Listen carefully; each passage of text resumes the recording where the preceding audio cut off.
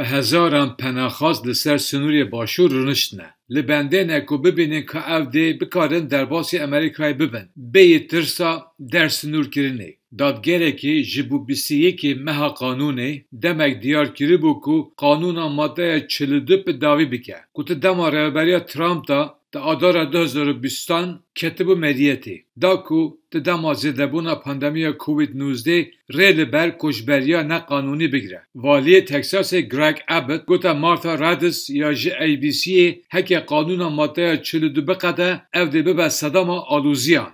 اوه دبه ویرانیک نبتنی بو تکساس لبو امریکا. او دبیجه که هاتنا به هزاران مروان بو بالاتی بی که انبزان روشا تندرستی وان چیه مترسی اگ مزنه.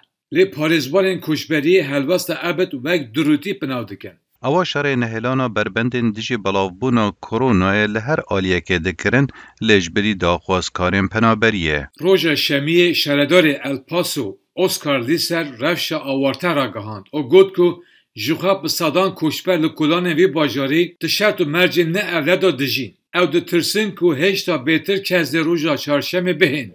دما از گل هندک هفکارین مین فدرال آخویم او براستی باوردکن که روژا چارشم دی هجمارین ماجد 2500 ببن 4-5 آنجی بلکی 6000 و گاوا که من جوان پرسی که او دکارن سر دریه دیگل وی روشه بکن برس واوان نابو.